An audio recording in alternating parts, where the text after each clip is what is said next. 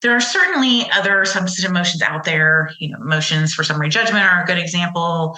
I'm sure there are many.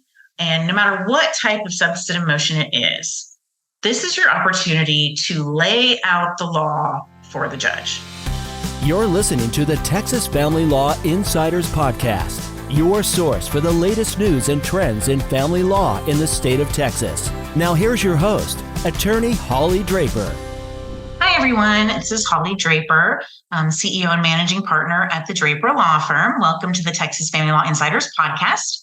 Today, I wanted to hop on and do a short little solo episode for you about an issue that I see come up a lot with attorneys that our firm is against, where I see a lot of people doing this really poorly, and that is drafting substantive motions.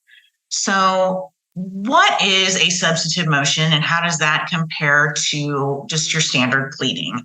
A substantive motion should be something that is much more in-depth, dives into the facts of your case, dives into the law of your case, applies the law to the facts of your case.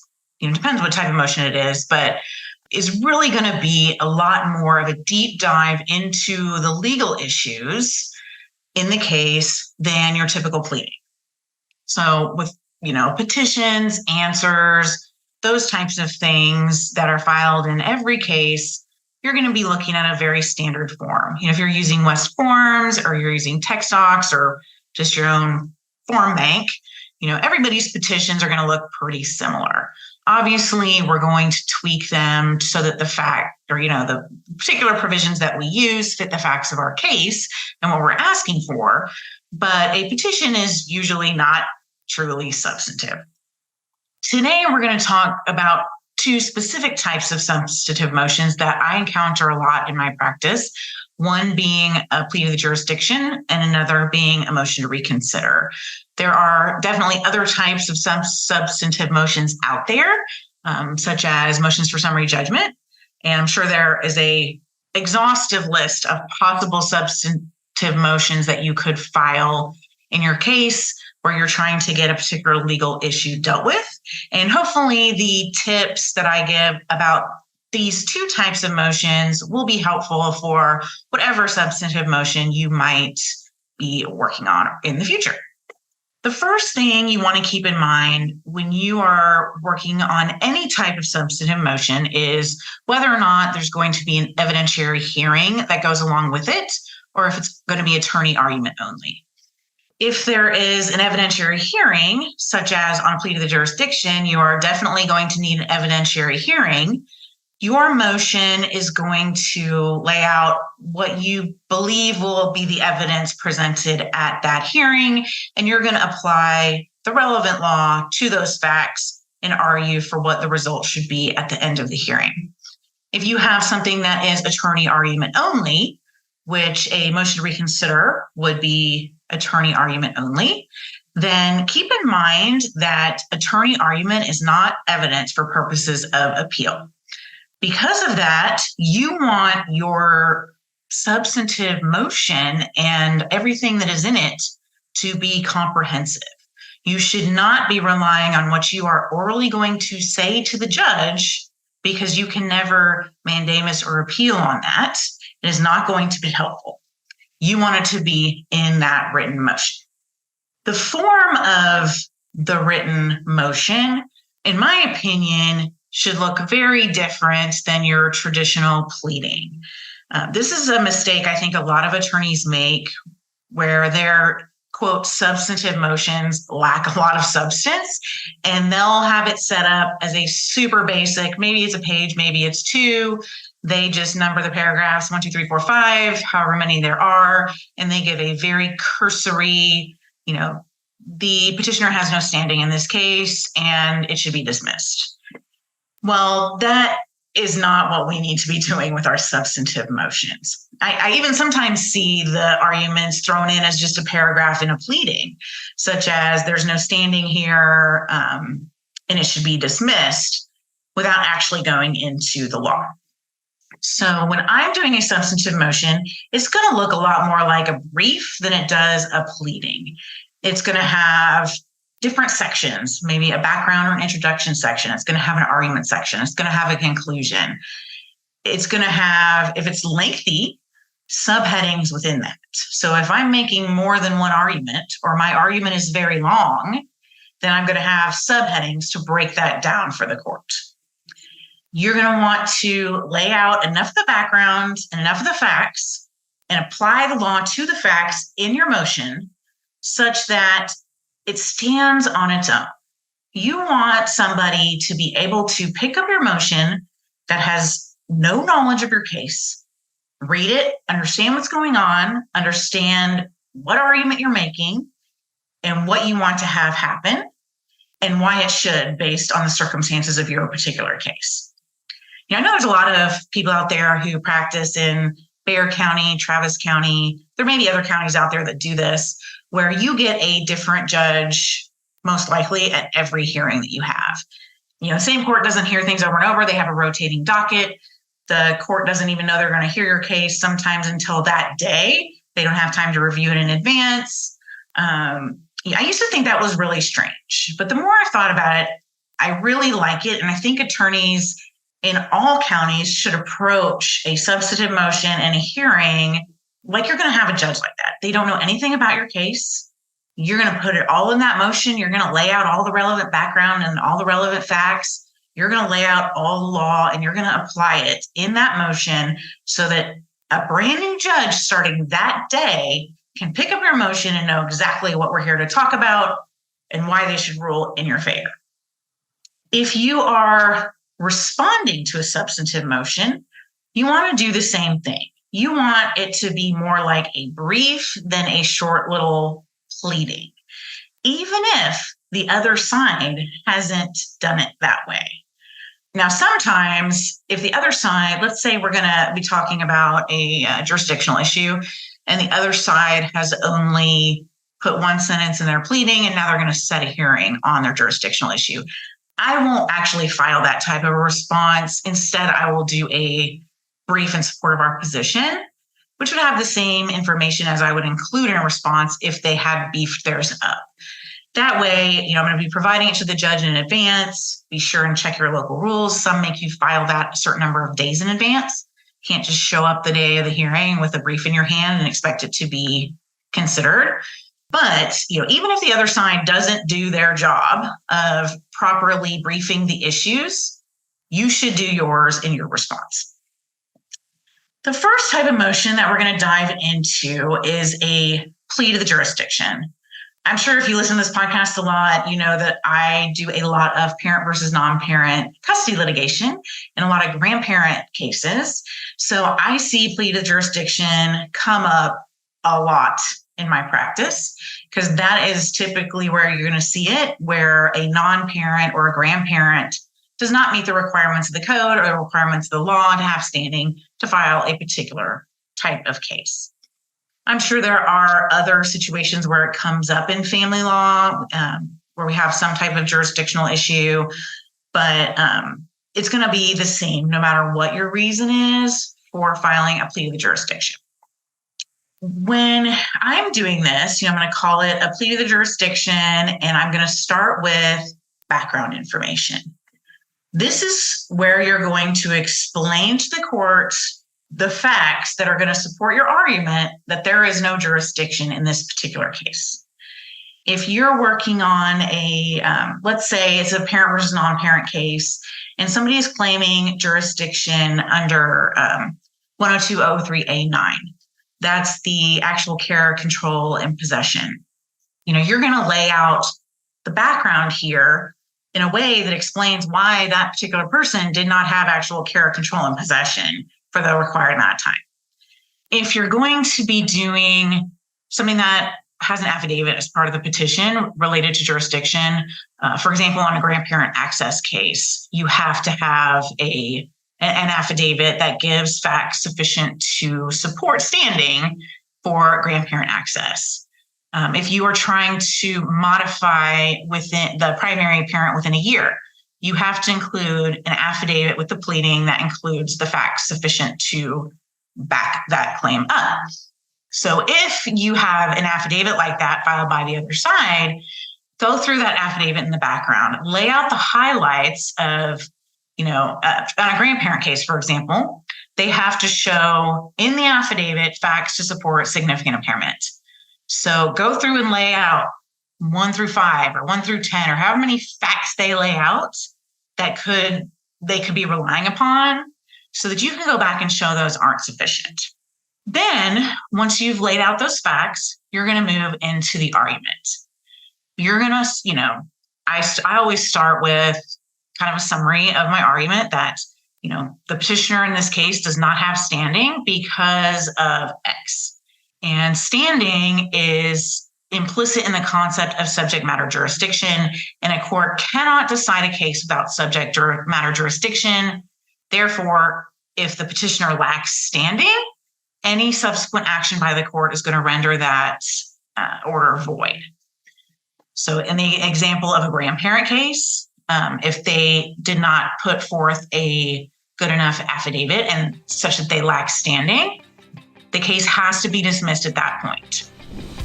This episode of the Texas Family Law Insiders Podcast is sponsored by the Draper Law Firm, providing family law appellate representation across Texas. For more information, visit draperfirm.com or call 469-715-6801.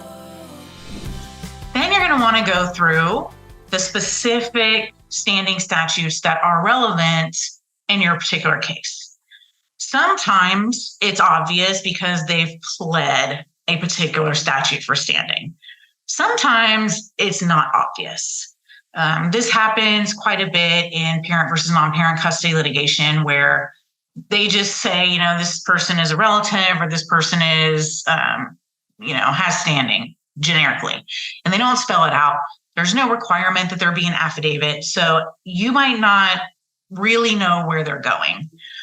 But in that case, I would include arguments. If we don't think they have standing under any possible standing statute, I will go through all of the options. If it's a non-parent and I know they didn't have actual care, control, and possession for more than 6 months, I'm going to say that. And I'm going to lay out the facts in the law for that standing statute. If that non-parent is a relative and they may be arguing significant impairment, I'm going to go through that standing statute as well. And I'm going to explain why they cannot establish significant impairment and what the law is, how difficult it is to overcome significant impairment, what type of evidence rises to that level.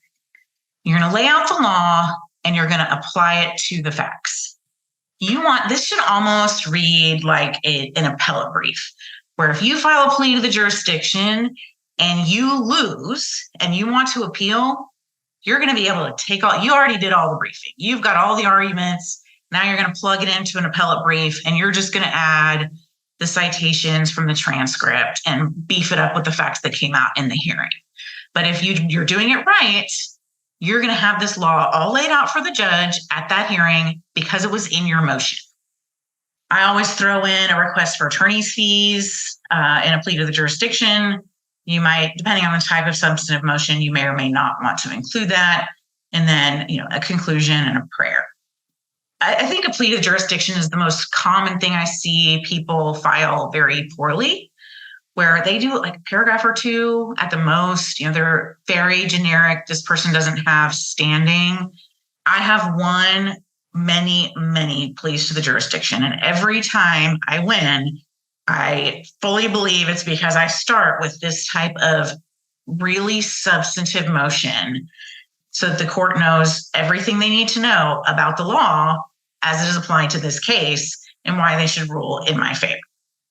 The next example of a substantive motion that I deal with a lot is a motion to reconsider. And this is something you could file for something temporary. You file it for a temporary order. You could file it, if the court denied your plea to the jurisdiction or the court granted the other side's plea to the jurisdiction and you think that was wrong. I also use it a lot after a final trial. Motion to reconsider, sometimes it's combined with a motion for new trial. Sometimes it just stands on its own. But I think a motion in any of those cases, be they temporary or final, gives you a great opportunity to lay out the law for the judge that is relevant to this, whatever the issue is, and apply it to the facts as they came out in that hearing. Ideally, you will already have a transcript so that you can cite to that transcript and what the exhibits you used and whatnot in your motion to reconsider. When I'm doing a motion to reconsider, once again, it's going to look more like a brief than it is a pleading. And I think these are great tools if you have an appeal to show, or a mandamus on something temporary, that, we laid the law out there for the judge. So the judge knows they got it wrong, and this is why, and the judge still did the wrong thing. You're going to start with background information. Just how much background information you provide is going to be really contingent upon what you're filing a motion to reconsider about. If it was a final trial, particularly a lengthy final trial, your background might be pretty long because you want to go into the specifics of what happened at the trial that are relevant to the issue you want reconsidered. Next, you're going to go into your argument. And again, depending on what you want the court to reconsider and how, is there one issue? Are there multiple issues? Usually I'm going to have multiple subheadings under the argument section. I will have a summary paragraph at the beginning that explains, we're asking the court to reconsider A, B, and C because of X, Y, and Z. Then I'm going to go into A, and we're going to talk about why, the court got it wrong as to issue A, and, what the facts were that came out in the trial or in the hearing, and what the law is, and how when you apply the applicable law to the facts, the result should be different than what the trial judge ultimately did. If you are citing to a transcript, either attach the entire transcript as an exhibit and cite to the page and possibly the line, depending on how long it is. Sometimes we'll do almost like a screenshot, if it's small enough, a screenshot of the transcript and plug it in right there in the motion so that the judge can see black and white, here it is, this is what happened. If you are using, you may use exhibits that were used in the trial. Generally, you're not going to add anything to a motion to reconsider that wasn't in the trial, unless, let's say, for example, the judge didn't let it in trial. So it's or in your hearing, and you couldn't do an offer of proof because the court wouldn't allow it, or maybe you forgot to do an offer of proof. I would throw that in here. Whether or not it's going to work, I guess that probably depends on the judge. But if there's something important that you think would lead the judge to change their mind, and it, explain why, the judge overruled or sustained an objection as to letting this expert testify for whatever reason, and here's the affidavit of the expert and what they would have said, something like that. You could also do another example. Let's say you had a final trial on property issues, and you think the judge got the property division wrong for one reason or another. And let's say you think the judge wanted to do a 50-50 split, but they made some sort of a mistake in the data or in whatever their motion was. You could prepare a chart, sort of like a property division chart, showing this is what the judge did and this is what we think it should have been. Or, if you put everything that the judge ruled into a chart, it shows it's a 70-30 split. And we don't think a 70-30 split is appropriate in this circumstances of this case, and this is why. And you're going to want to include case law to back that up, and cite to the transcript to show wherever the evidence was to back up whatever it is that you're trying to argue. So, motion to reconsider it should be, under most circumstances, pretty long. I'll file motions to reconsider that are 8 pages, 10 pages, 20 pages. Again, much more similar to an appellate brief than to a simple trial court pleading. If the other side files a motion to reconsider, you want to respond this way as well. You want to cite to the relevant portions of the transcript. You want to attach the relevant exhibits that prove why it shouldn't be reconsidered, why the judge did the right thing. There may be certain times where the other side files a motion to reconsider that's so bad or so out of left field that you don't think it's worth a response. But if there's any legitimacy to what they're arguing and you want them to lose on their motion to reconsider, I would strongly think about filing a substantive response that goes in depth into the issues, puts out the law as you see it, backs it up with statutes, backs it up with case law, and applies it to the facts that came out during the hearing or trial. There are certainly other substantive motions out there. Motions for summary judgment are a good example. I'm sure there are many. And no matter what type of substantive motion it is, this is your opportunity to lay out the law for the judge. Some of our judges out there are general jurisdiction judges. Even some of our family court specific judges don't have a family law background. And this is your opportunity to lay it out for somebody who may not know the law as it should be applied to this case. So assume that the person reading it will not know, lay it all out there, and give them everything they need to issue a ruling in your favor on that substantive motion. So I hope that provided a little bit of helpful information for you that you can put into your practice. And I will catch you next time on the Texas Family Law Insiders podcast. The Texas Family Law Insiders podcast is sponsored by the Draper Law Firm. We help people navigate divorce and child custody cases and handle family law appellate matters. For more information, visit our website at www.draperfirm.com.